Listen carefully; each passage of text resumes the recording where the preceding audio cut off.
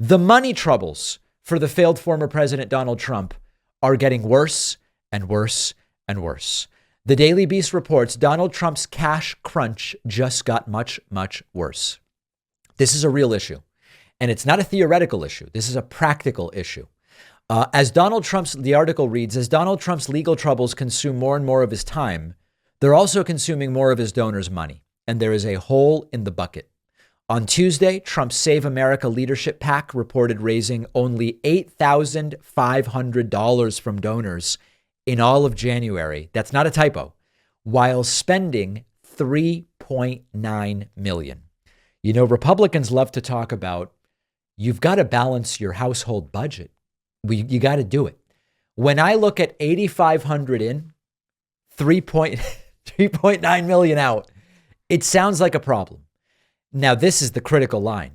Of the 3.9 million, almost 3 million was for paying lawyers because of Trump's legal troubles.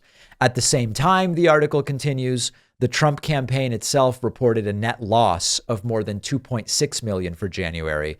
Trump's campaign raised 8.8 million and spent 11.5 million. Filings reveal Trump is burning through donor funds as he struggles to feed two cash drains, astronomical legal bills, and the cost of a national presidential campaign. Nikki Haley actually outraised Trump for this period. Now, I know that there is a general principle in American politics. If you raise more money, you usually win. I don't think it's going to apply in this particular case to Nikki Haley, but Trump's legal troubles are a real issue. And I still believe this will not interfere with him being the nominee. But the question is, how is this going to interfere with him defeating Joe Biden? Now, I know everybody has their area of focus. There are those who say presidents get reelected, so Joe Biden's fine. There are those who say Biden's approval is too low to get reelected. Well, but Trump's approval is also a disaster, and tons of people hate Trump. There are those who focus on fundraising. There's all these different perspectives you can take. If we want to take a sort of systemic view of this, we have I've said a lot of this before. We have a pretty good economy, and that's good for the incumbent. We have a bunch of accomplishments by Joe Biden, and that's pretty good. A lot of people do think Joe Biden is too old to be president, so that goes against him. Okay, we've got all that. On the Trump side, he already lost in 2020. He now has 91 criminal charges against him. In practical terms, not only is he going to be really busy with these criminal trials, the first of which is starting in just weeks, he is also going to be spending a lot of money in that way. And he's going to continue diverting money that comes in from donors to legal bills rather than to television ads or to whatever else might be more useful. So I think, obviously I'm voting for Biden over Trump if they are the nominees. So in that sense, I am biased. I have a horse in the race. I think Biden's been a pretty good president, certainly better than Trump. And I'd rather him have 4 more years than giving Trump 4 more years. But if I look at this as an objective way as possible, you can find arguments in favor of and against Biden's reelection. But the problems for Trump are building very, very quickly. And I know that there are those who are saying the solution here is for Nikki to get out. Nikki raised $11 million in January.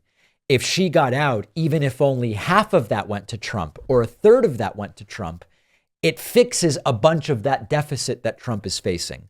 The problem is there are major donors donating to Nikki Haley who have no interest in Trump whatsoever. And if she leaves, they're not donating to Trump. So Trump is going to have to find new donors or to squeeze the existing donors for more money, maybe becoming the official nominee, or maybe Nikki Haley being mathematically eliminated is going to help him do that. But he's got a real problem. And by the way, honestly, that we talk about empathy and all this stuff. Who the hell is donating money to Donald Trump at this point? Seriously, who is I saw that there were $10,000 anonymous donations made to the GoFundMe to pay for Trump's civil fraud fine. I would love to meet the people donating money to Trump at this point. Hey, we're taking calls later. We'll take calls next week. If you are a Trump donor, please get on my Discord and call me because I want to talk to you. We have a tremendous program coming up for you today. Make sure you're subscribed to the YouTube channel, now pushing towards 2.5 million subscribers. Can you believe these numbers? It's crazy.